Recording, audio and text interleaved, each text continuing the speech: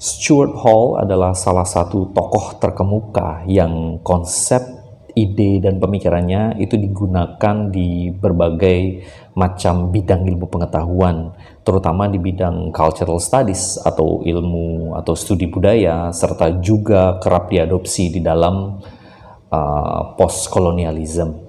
Nah, salah satu ciri dari atau fokus dari pemikiran, ide, teori, dan konsep pemikiran dari Stuart Hall ini adalah pencarian makna melalui media dan komunikasi, di mana makna itu dibuat oleh media, diciptakan oleh media, atau direfleksikan dan direpresentasikan oleh media seperti televisi, kemudian sastra ataupun seni. Nah, berbagai macam faktor seperti budaya, politik, sosial, itulah yang membentuk makna.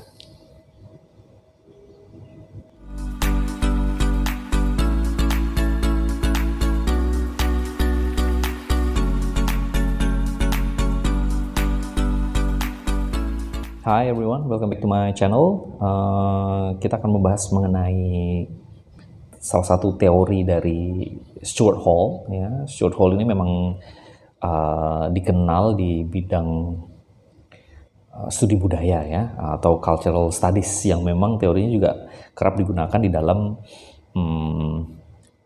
penelitian atau kritik sastra begitu. Karena sebenarnya ketika kita membahas mengenai budaya itu bukan sekedar berhubungan dengan adat istiadat atau kebiasaan atau ritual seperti itu, tapi juga banyak aspek di dalamnya. Ya seperti sebut saja ekonomi, juga politik, ideologi dan sebagainya. Nah, fokus dari pemikiran dari Stuart Hall ini pada yang terkenal ya, salah satu yang terkenal itu adalah media dan komunikasi, segala bentuk media dan komunikasi, di mana itu merepresentasikan atau menggambarkan budaya masyarakat yang terdiri dari tadi politik, kemudian ideologi dan sebagainya. Tetapi di sisi lain media itu sendiri yang membentuk gitu, membentuk budaya masyarakat, identitas masyarakat, sehingga ketika kita menonton TV misalnya atau membaca sebuah karya sastra atau menonton film, kita itu akan diarahkan untuk melihat bahwa kelompok masyarakat tertentu, komunitas tertentu itu memiliki budaya seperti ini, memiliki pola pikir seperti ini, yang mana itu dibentuk atau diciptakan itu tadi. Jadi dua arah begitu ya. Nah, kita akan bahas lebih mendetail dan bagaimana cara mengaplikasikan atau menggunakan teori ini di dalam penelitian sastra. Oke, nah yang konsep pertama adalah meaning atau makna gitu ya. Makna itu dibangun, dibuat dan diinterpretasikan di dalam teks-teks budaya. Jadi menurut Stuart Hall, yang disebut dengan teks-teks budaya itu termasuk media, kemudian sastra dan seni visual, di mana semua itu kan sebenarnya bentuk dari komunikasi, bentuk dari penyampaian makna, ya kan, penyampaian makna. Jadi fokusnya dari representative theory ini adalah bagaimana representasi itu merefleksikan dan membentuk reality sosial atau kenyataan sosial, dan bagaimana representasi tersebut itu atau berimplikasi dalam proses atau memiliki pengaruh dalam proses ideologi, pembentukan identitas dan perubahan sosial seperti yang saya sebutkan di awal ya.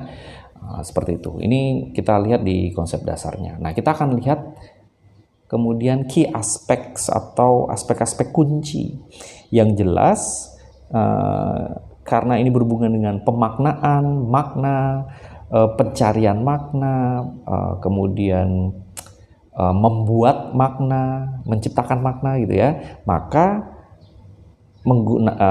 teori ini tentu saja menggunakan pendekatan semiotics dan signification. Tujuannya adalah to explore how meaning is constructed and conveyed within cultural text. Jadi kita melihat bahwa teks-teks tertentu, yaitu tadi seperti media, kemudian sastra, visual art, film, bentuk tari mungkin, bentuk budaya tertentu, segala macam, itu melihat bagaimana makna itu dibentuk, makna itu diperlihatkan, ditunjukkan dari situ, gitu ya. Maka harus ada interpretasi semiotik atau interpretasi yang berhubungan dengan tanda, penanda gitu ya, tanda-tanda, simbol dan sebagainya.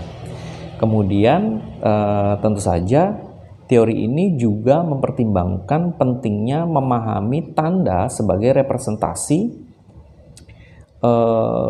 yang menggambarkan sesuatu yang lain. Jadi tentu saja dengan simbol ya, tentu saja dengan simbol. Misalnya sebuah film menggambarkan sesuatu, ya kan, di situ ada kehidupan masyarakat, kemudian ada pakaian yang digunakan, dunia yang dibentuk, simbol-simbol fiksi gitu, itu tentu saja menggambarkan sesuatu yang lain yang harus diinterpretasikan kembali, tapi harus sesuai dengan cultural konteks ya, konteks kulturnya, konteks budayanya. Nah, kemudian yang kedua adalah encoding and decoding model. Ini salah satu yang memang terkenal dari Hall, di mana pesan-pesan media itu are encoded with specific meanings by producers, but these meanings are not passively received by audiences. Instead, audiences actively interpret and decode media representations based on their own cultural frameworks, experiences, and social positions. Jadi begini, misalnya si pembuat film atau si penulis buku, penulis novel, atau si pelukis, itu kan mau menunjukkan makna dari karyanya dengan cara-cara tertentu tentunya ya, tidak gamblang, tidak dengan semudah itu diberikan, semudah itu ditunjukkan melalui berbagai, ya kalau misalnya dalam karya sastra maka ada plot, ada karakter, ada dialog, kemudian ada simbolisme di beragam intrinsic elemennya begitu. Kalau lukisan tentu saja juga ada interpretasi warna, bentuk dan sebagainya, begitu kan? Nah, ketika si producers atau si pembuat ini ya, creator ini menciptakan karya-karya mereka, itu si audience ya, si penikmat, si penonton, si pembaca itu tidak secara pasif menerima saja. Nah, ini salah satu teorinya ya. Maka mereka decode maknanya itu berdasarkan pada cultural frameworks, experiences, and social positions mereka itu sendiri. Jadi merefleksikannya itu. Jadi refleksi budaya atau refleksi makna ya, refleksi makna dari karya sastra, media dan komunikasi tadi itu kemudian akan didekode atau diinterpretasikan berdasarkan pada apa yang terjadi pada mereka. Karena begini, karena pada dasarnya menurut Hall itu tadi tidak ada hal yang benar-benar fixed. Ya, apa yang digambarkan oleh si penulis atau sutradara itu juga harus relate dengan penonton, pembaca. Maka mereka akan merefleksikan pada kehidupan mereka sendiri juga, pada keadaan sosial, budaya dan sebagainya. Maka ada istilahnya nanti hal yang bersifat politis, hal yang bersifat cultural gitu, hal yang bersifat economical gitu ya, tergantung dari apa tujuan dari si producer dan bagaimana si audience itu menginterpretasikan atau decode makna itu gitu. Nah, maka konsep selanjutnya adalah power and ideology ya. Sedikit banyak kita akan menyentuh Marxism karena meskipun memang tidak benar-benar sama, karena kalau Marxism itu memang fokusnya pada ekonomi, sedangkan power and ideology di sini itu konsepnya lebih kepada lebih luas, tidak hanya ekonomi tapi bisa juga budaya dan politik gitu ya. Di sini melihat di sini representative theory itu melihat how dominant groups within society use media and other cultural forms to disseminate their ideologies and reinforce existing power structures. Jadi bagaimana di sini dominant groups di dalam masyarakat, misalnya gini, misalnya suatu negara itu percaya bahwa demokrasi dan kebebasan itu adalah yang terbaik, atau mereka terbiasa dengan itu, atau kelompok-kelompok yang percaya bahwa demokrasi dan kebebasan itu adalah yang terbaik, itu dominan di dalam negara tersebut, di dalam masyarakat itu dominan. Maka film yang dibuat, ya kan, film yang dibuat, karya sastra yang ditulis itu pasti merefleksikan ideologi dari dominant group ini. Ini sudah dipercayai gitu. Misalnya di Indonesia ini berarti kan tata krama, kemudian sopan santun, kemudian hal-hal yang bersifat religius itu merupakan atau dipercaya oleh grup-grup yang dominan. Maka value ini adalah value yang dominan, ya kan? Masyarakat Indonesia akan melihat bahwa yang namanya sopan santun, kemudian tata krama, kemudian nilai-nilai agama itu adalah hal yang dominan, hal yang memang dipercayai bersama. Maka film-film itu akan melihat value ini sebagai hal-hal yang baik. Maka hal-hal yang misalnya yang bertentangan dengan Pancasila, yang bertentangan dengan nilai-nilai agama, yang bertentangan dengan kesopanan, itu akan dianggap buruk. Di dalam film itu digambarkan seperti itu. Nah, jadi film-film tersebut dari media itu tadi, itu memperkuat power structure ini, ya, struktur kekuasaan ini yang mendominasi masyarakat, begitu. Nah, tetapi di sisi lain ada juga potential for resistance and counter-hegemonic readings by marginalized or subordinate groups who may offer alternative interpretation of cultural text. Nah, bisa juga kemudian dilakukan sebuah alternative reading. Jadi kita sudah melihat ada ideologinya seperti ini, kemudian ketika kita membaca itu ada kemungkinan, atau di dalam karya sastra itu sendiri itu ada perlawanan, ada struggle gitu. Misalnya begini, misalnya mayoritas masyarakat Indonesia itu melihat tato misalnya itu bukan sebagai hal yang umum, meskipun sekarang sudah mulai umum ya, tetapi secara umum masih dianggap tabu untuk memiliki tato gitu, misalnya di pekerjaan-pekerjaan tertentu ya, polisi, tentara, ASN atau pekerja kantor atau pelayanan publik begitu kan. Tetapi dalam karya sastra itu ada ide-ide dari marginalized group itu yang memprotes dan melihat bahwa tato itu tidak otomatis bersifat buruk, misalnya secara adat, ya kan, kemudian secara budaya, cultural, misalnya orang Chinese, orang Tionghoa gitu kan, bahwa melihat bahwa tato itu adalah bagian dari identitas mereka, atau orang Dayak juga melihat bahwa tato itu adalah bagian dari identitas mereka. Maka ada yang disebut dengan potential for resistance and counter-hegemonic readings, jadi pembacaan yang berbeda, bisa dari kita sebagai pembaca ataupun yang memang dari karakter yang ada di dalam karya sastra itu sendiri gitu, atau di dalam media itu, di dalam film itu gitu. Nah, maka muncul juga disebut dengan identity and difference. Di sini the theory explores the ways in which identity categories such as race, gender, class, and sexuality intersect and influence cultural representations. Jadi representasi budaya yang ada di media itu biasanya dianggap oleh teori ini itu adalah budaya yang dominan. Value-nya itu budaya yang dominan. Kemudian simbolisme apa saja itu merupakan budaya yang dominan. Maka terjadilah identitas, ya kan, identitas. Jadi dianggap bahwa ada identitas masyarakat atau budaya tertentu yang dibentuk oleh media itu tadi, ya kan? Nah, di sini melibatkan berbagai macam kategori, race, gender, class, bahkan seksualitas gitu.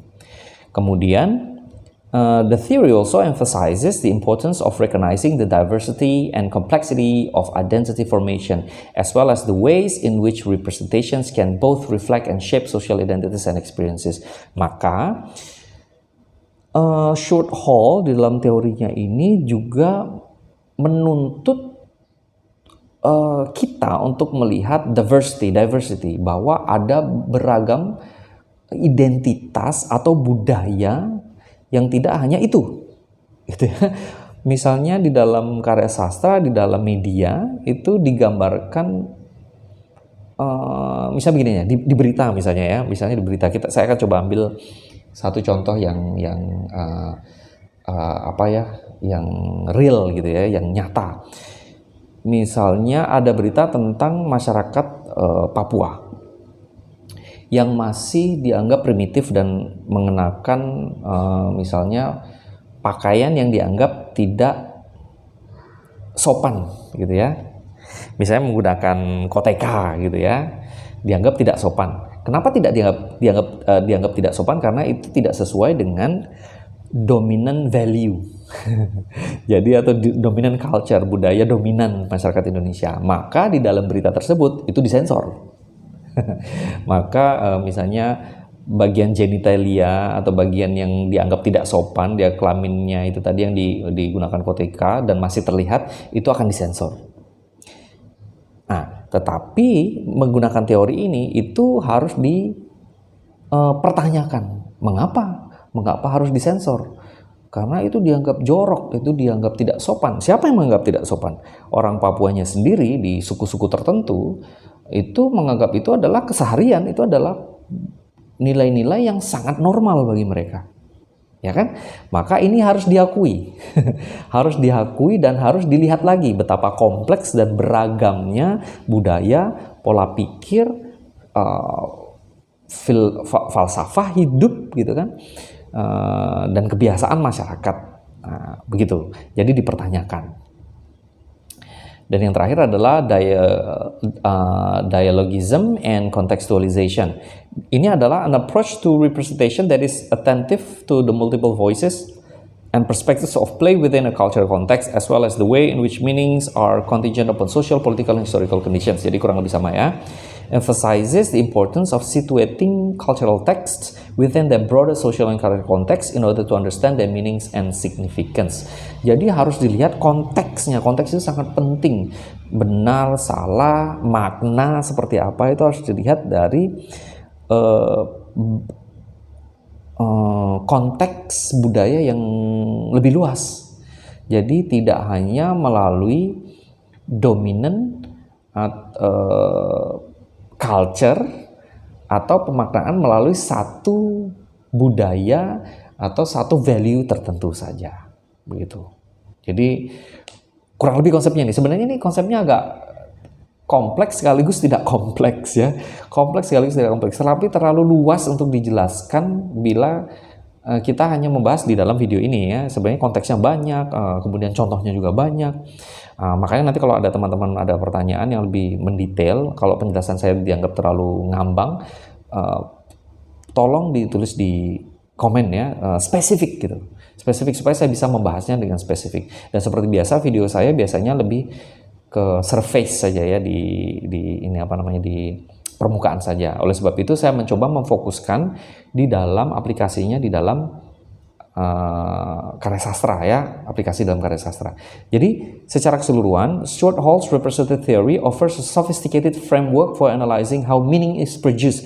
Bagaimana makna itu diproduksi, diciptakan, kemudian di-circulated, ya kan, disebarkan gitu ya, diberikan kepada orang, and negotiated within cultural text, dan dinegosiasikan atau dibahas atau dinegosiasikan lah ya itu tadi ya, di dalam teks-teks budaya.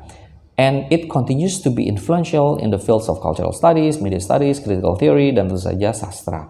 Nah begini, kita akan melihat bagaimana karya sastra itu misalnya ya, teori ini diaplikasikan dalam sebuah karya sastra. Misalnya kita ingin membahas tentang seorang tokoh gitu ya, tokoh di dalam sebuah karya sastra, sebuah film misalnya atau sebuah novel. Di sini bagaimana kita membahas karakternya. Ada beberapa hal yang perlu kita pertimbangkan. Pertama adalah cultural representation. Di sini kita bisa melihat bagaimana representasi tokoh ini gitu ya, secara budaya. Misalnya nilai-nilai yang dia percayai, nilai-nilai yang ada di di dalam kehidupan dia, kemudian apa yang dia percaya, falsafah hidup dan sebagainya. Di sini juga kita bisa melihat bagaimana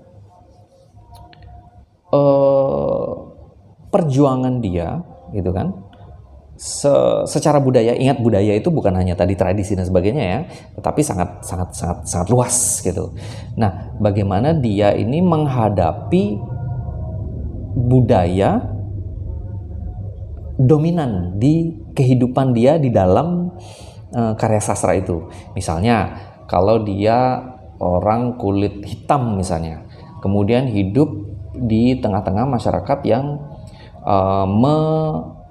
mempercayai dan melaksanakan gitu ya, white supremacy gitu kan, maka kita harus melihat representasi budayanya seperti apa, dia ini orangnya seperti apa, kemudian bagaimana hidupnya, cara pola pikirnya bagaimana, apakah dipengaruhi oleh kehidupan yang ada ya, di mana dia hidup gitu, termasuk misalnya banyak orang kulit putih dan sebagainya, dan bagaimana dia berusaha untuk menentang atau melawan gitu ya, atau struggle, berjuang melawan kehidupan orang kulit putih yang white supremacy tadi itu. Kemudian tentunya setelah ada cultural representation, ada political representation. Political representation ini melihat bagaimana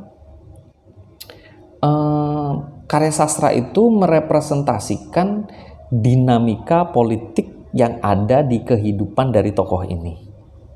Nah ya, dinamika politik.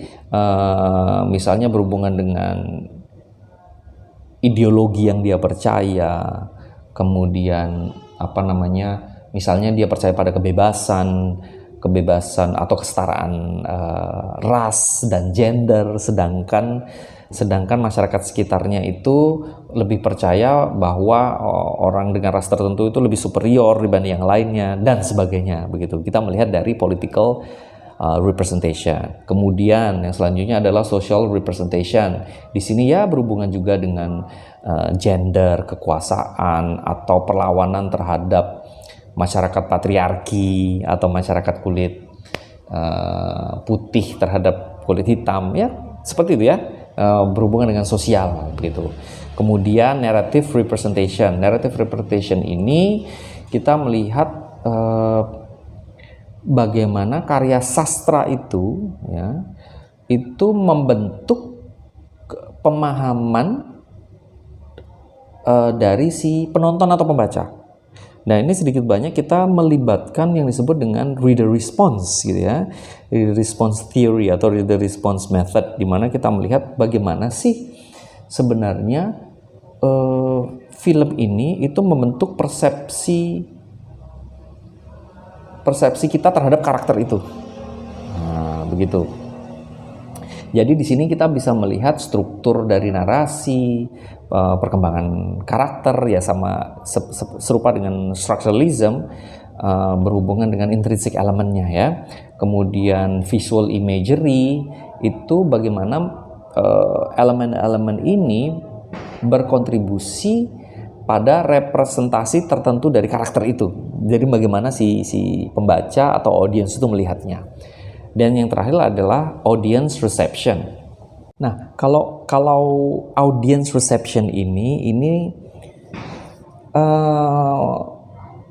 memang murni melihat dari perspektif dari audiensnya. Jadi bagaimana penerimaan audiens. Bisa begini, misalnya dalam sebuah film tertentu, dalam sebuah karya sastra tertentu, itu menggambarkan tentang keadaan politik sosial di suatu daerah yang bagi masyarakat tertentu, misalnya masyarakat Barat melihat keadaan politik di Indonesia misalnya, yang direfleksikan atau direpresentasikan di dalam sebuah film atau karya sastra, maka pola pikir Barat itu akan melihat bahwa wah, Indonesia ini dianggap memprihatinkan, miskin, kemudian terbelakang dan sebagainya, kan?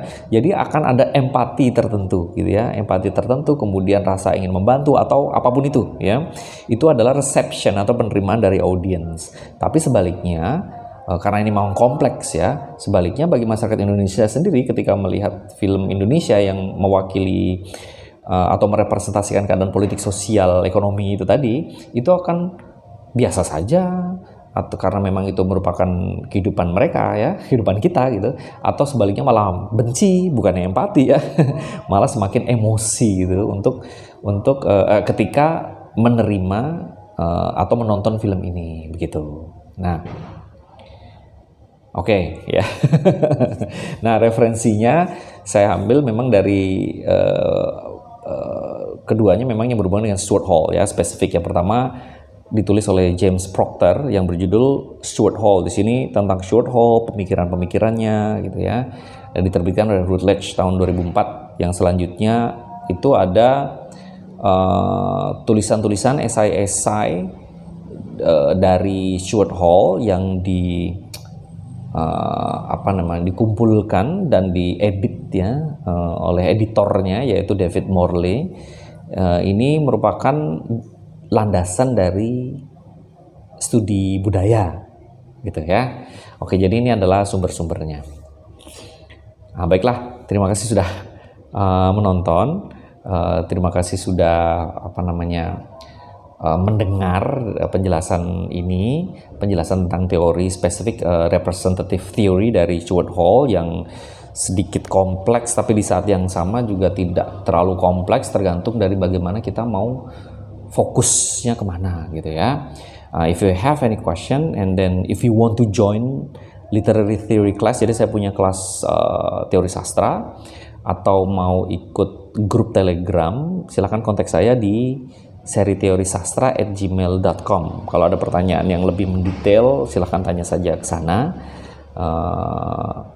Mau join diskusi atau ingin meminta referensi atau ide-ide ya, atau bimbingan, atau sekaligus sekalian saja mau ikut kelas sastra saya, silakan hubungi di seriteorisastra@gmail.com. Okay, everybody, so thank you very much for your attention and have a really nice day. See ya.